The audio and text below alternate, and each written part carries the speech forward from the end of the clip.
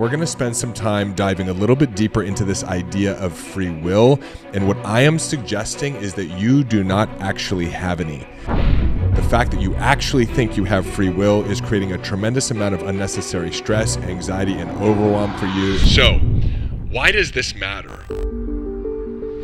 Well, what if we were going to make it through every situation and circumstance regardless? And what if all of your choices were predetermined? In other words, what if your life was just some version of a movie and you were the character, but you had no choice but to make the decisions that the great screenwriter of life had already predetermined that you would make?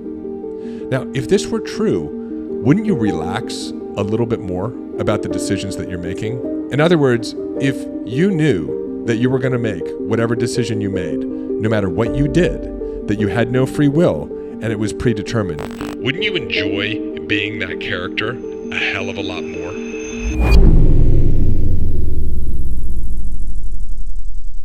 So we're going to be talking about free will today. And one of the things that had triggered this thought process for me was an awareness that everybody more or less assumes we have free will. You hear people often saying like, well, we have free will, right? We have choice. And I'm not so sure that that is actually true. So why does this matter? Well, I don't know about you, but I find so often in my own day-to-day experiences, I'm questioning what I did or did not do, right? It might be that I promised that I'm going to wake up in the morning at 6 a.m. and I don't. I hit the snooze until 7 o'clock. Or maybe it's, I know I need to do some things to grow my business. Perhaps it's work on a webinar or a presentation or review some copy. And I really don't feel like doing it. And so, yes, I too find some ways to distract myself or put it off. And then I judge myself for not doing the things that I think I should have done in my business. Perhaps you look back on a past relationship and you feel like you're responsible through the decisions that you made in terminating the relationship, right? Somebody broke up with you because of the way that you were showing up, and you look at it and you're like, yeah, I could have been a better person, but I wasn't. And so days, weeks, months, years, maybe decades now later, you're still living in some form of regret over the decisions that you make. I could easily look at that in terms of my drug, my alcohol, my pornography addiction, looking at how much time I spent in my addiction since I was 13 years old, right? Through my teens, through my 20s, into my 30s, until I got into my recovery program. And in the present moment, I find that most of us spend a tremendous amount of time judging ourselves, judging other people, in our heads debating about what we should actually do, feeling like we're not as disciplined as we should be, and that it's a tremendous waste of energy and time and effort. And so if I can provide you a perspective that would allow you to actually liberate yourself from this inner dialogue and the self-judgment and self-criticism, I think that would be a useful exploration. And so we're doing it around this topic of free will. Now, if you watch a movie, right? And I don't know why, but I used the example when I was running this by my wife of Mission Impossible 6. I think Mission Impossible 6 was right before it got into Mission Impossible Bad. I think it was the last movie before some writer decided, hey, AI is hot, so let's create some killer AI that's going to wipe out Tom Cruise and friends. But if you think about any movie that you watch, in this case, I'm using Mission Impossible 6, although it's not relevant to the conversation. I probably spent way too much time on it already. If you watch the movie the first time, does anything change from the first time you watched the movie to the second time you watched the movie? Do the actors or the characters, do they make different decisions based on what time you watched the movie or how many times you watched the movie? No, of course not, right? Every single time, the actors or characters make the same decision, no matter when or how many times you watch the movie. And the beautiful things about almost all movies that we watch is that the ending ends up being something victorious or triumphant anyway. No matter what circumstance or situation they're in, somehow the plot line evolves so that they're able to get through some harrowing situation and get to the victory at the end, which kind of feels like our own lives to some extent, doesn't it? It's like you're here now watching or listening to this episode. I'm sure there were times in your life that you didn't think you were going to be able to get through those. Somehow you navigated through them, either through some perception that you were able to do it through your own will, or there was some miracle in your life, or your higher power or a God of your understanding or the universe worked something out, and here you are, you made it through, right? Well, what if we were going to make it through every situation and circumstance regardless? And what if all of your choices were predetermined? In other words, what if your life was just some version of a movie and you were the character and you got to experience being the character rather than watching the movie, but you had no choice but to make the decisions that the great screenwriter of life had already predetermined that you would make? Now, if this were true, wouldn't you relax a little bit more about the decisions that you're making? In other words, if you knew that you were going to make whatever decision you made, no matter what you did, that you had no free will and it was predetermined, wouldn't you enjoy being that character a hell of a lot more? And let's take a look at this practically speaking, because you may be saying, hey, Dave, this doesn't make any sense. I know I have choices at any moment. Oh, do you really? I just got off of a podcast interview, and the interviewer was sharing with me a story about how her mother would try to get her to speak to relatives she didn't want to speak to over the holidays. And she said, my mom has a choice whether or not she pushes me to reach out to my relatives who I do not want to contact over the holidays, but she's choosing to push me. And so that is causing me distress. I feel like my mom is not respecting my boundaries. But does her mom really have a choice?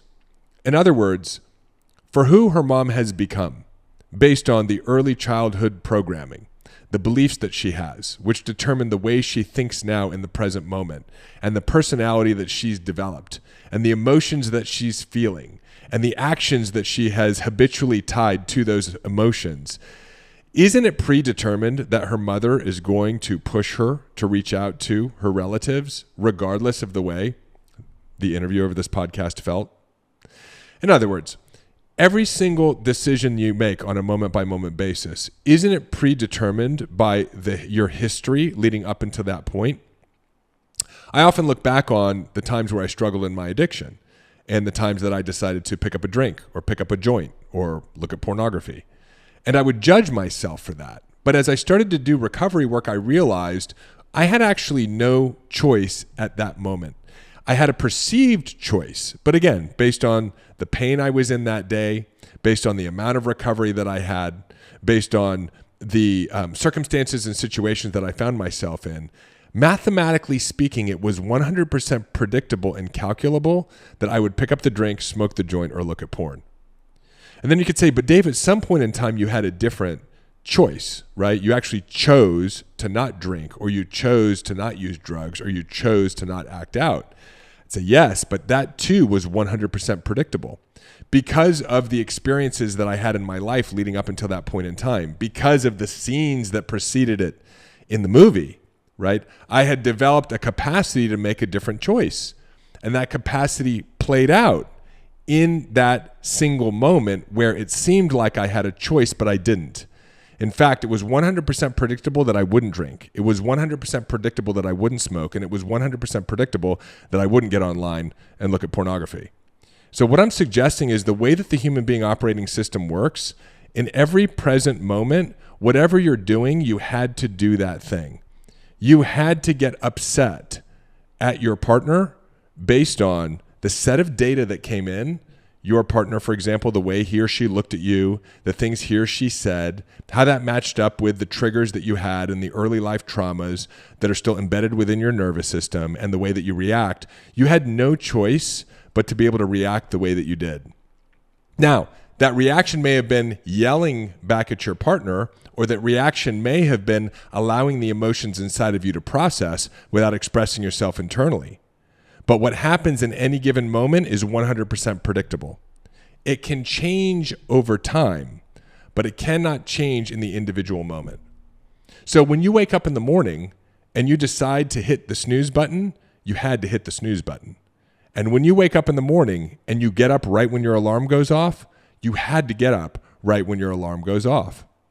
And you could even argue that you thinking that you had free will starting to judge yourself and beat yourself up for actually not taking the other action, that had to happen too. But at each stage of our experience, we do have the opportunity to step out and relax a little bit, knowing that we could not have made a decision in any other way, given all of the information that led up to that single moment in time and the choice that you made. So I find this to be comforting at a really meaningful level, because if I can just accept myself and the decisions that I make on a moment-by-moment basis, it alleviates so much of the stress, the anxiety, the self-pressure, the self-judgment, and the overwhelm. And ultimately, I want to experience life in a more calm and peaceful way. And really the greatest disruption to my calm are all of those things. All of the amount of time that I spend judging myself for not making a different choice than the choice that I made. But if I know that I actually have no choice, I can relax into every decision. Now, a lot of people believe that this pressure of self-judgment or this pressure of self-criticism actually motivates you to operate at a higher level in your life. Some people believe that if you weren't pressured at all, that you actually wouldn't do anything. And I don't actually find that to be true based on my own experience. What I have found is that, for example, when I'm coaching entrepreneurs and they're not actually doing the things that they tell me they believe they should be doing in order to grow their businesses, the pressure itself cripples them into a continued pattern of inaction. And so one of the techniques that I use, in addition to helping them identify the resistance or limiting beliefs that are preventing them from taking more consistent, joyful, inspired action, perhaps it's a belief like I'm not good enough or it's not going to work out anyway. We take a look at the beliefs. But there's also an opportunity to say, hey, you know what? Don't do the work and be okay with it. And what's interesting, every time I've prescribed that as a solution, is that within a very short period of time, the person who I prescribed that to actually finds themselves doing the work that they had been resistant to for days, weeks, and sometimes months, sometimes years. In other words, there's a paradox that as soon as we're okay and we no longer put pressure on ourselves, not doing the thing we believe we should do, the removal of that pressure actually frees us to take the action that we've been wanting to take. Right? So the resistance itself is in great degree the only problem.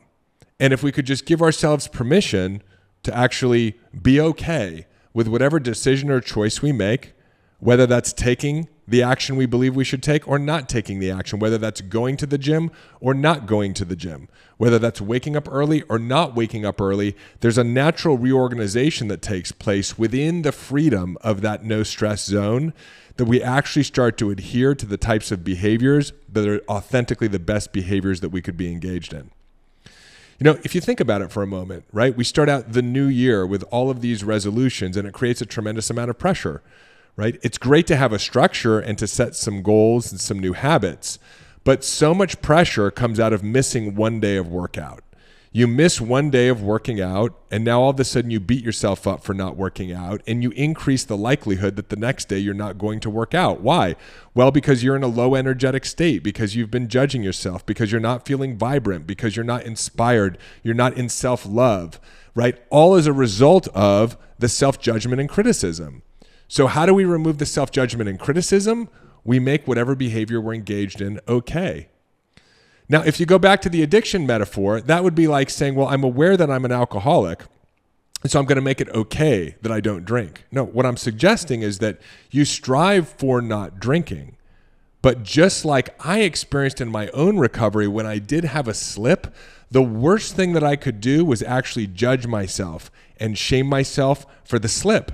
That would all but guarantee that I would go on a binge. Right? I'd start drinking or smoking or acting out for weeks on end because it would become a perpetual cycle of self-shame and self-judgment and self-criticism. So if the solution to getting back on track is to actually remove the self-judgment and self-criticism, that must mean that we must be okay with doing those things that we actually believe we shouldn't be doing, or not doing those things that we actually believe we should be doing, to be okay with whatever is. So again, going back to this conversation around free will and taking it really to the highest level of integration in our lives, what if you actually have no choice? What if on a moment-by-moment basis you have to make the decision that you make? Whether it's a decision that's aligned with the direction that you feel you should be moving in your life or the decisions you should be taking, or whether it's a decision that you believe doesn't serve you well, right? What if you had no choice? Would you then be able to relax into accepting what is without the self-judgment, without the shame, without the self-pressure? And is it possible that without all of that, you would naturally evolve into making greater and better choices for your life? So I've been experimenting with this, being okay with whatever decision I make by actually putting it within a frame or a container of I don't actually have any free will. And I can tell you as a self-experimentation, I'm starting to experience far less stress and anxiety in my life. I'm spending way less time in my head thinking about the choices that I'm making and judging myself for the choices that I did make that didn't serve me or that I didn't make that I believe I could have made. And I get all of that time back to actually just be present with what is. And so in that, I'm more energized, I'm feeling more inspired, I'm feeling more motivated. And the byproduct of that is, paradoxically, taking more action in alignment with the types of action and choices and decisions that I'd like to be making. And so I offer that for you today, right? Just really entertain for one day. What if you couldn't make any decision different than the decision that you made? What if you actually had no free will? Again, I think it's backed up in some great degree by understanding behavioral psychology and neuroscience. All of the little experiences, the data from your childhood, the situation and the dynamics in that given instance, right? You're 100% predictable to be able to make that decision. We can actually see this, right? When we do experiments with mice, we can put them in a contained environment and actually create an environment that predicts circumstances and outcomes. And I actually believe your life is built this way. But whether you believe it or not, entertain it for one day, right? Be in this space of, I had to do what I had to do today. I had no choice. And see what your experience of that day is, right? And if you're experiencing a lot more relaxation, peace, self-confidence, enjoying the scene of the movie that you're in that day as the character, knowing that there was no different way that it could have gone because that's not the way that it was written, but actually enjoying the experience of the movie of your life. So I know a different kind of episode today, right? Talking about free will and offering this idea that you actually don't have any, but I think it's a really important experiment or exercise for you to engage in and see if it improves your life. Because ultimately, whether it's true or not, even if it's a placebo effect, if you can just relax a little bit more around the choices and decisions that you're making as a result of this idea that you couldn't have chosen anything otherwise, well, it's going to have a real practical effect in your life. So again, if you love this episode, do me a favor, leave me a rating and review, and you might love any of the other episodes on the podcast. In particular, if you love this episode, go back and listen to the episode on identifying and removing resistance in your own life, episode 3, where I talk about desire plus non-resistance equals desired result. Again, you can listen on the podcast or you can check it out on YouTube. And or if you haven't heard my story yet, check out the episode with Carol and I, episode 4, where we talk about our journey and actually how we got to where we are today and why we teach the things that we teach. I love being here with you on this episode. Hope to see you on the next one. Until then, have a powerful living experience. Hey, it's David. Hop on over to davidbear.com. Click right here. There's also a link in the show notes and sign up for our newsletter. You'll get immediate access to my free Mind Hack ebook, as well as a couple of trainings to help you master the inner game. This is a great way to stay informed and be a part of our community and be notified of special announcements. Click below, head on over to the website, get subscribed. If you loved this video, make sure you check out this one or this one, and I will see you in the next video.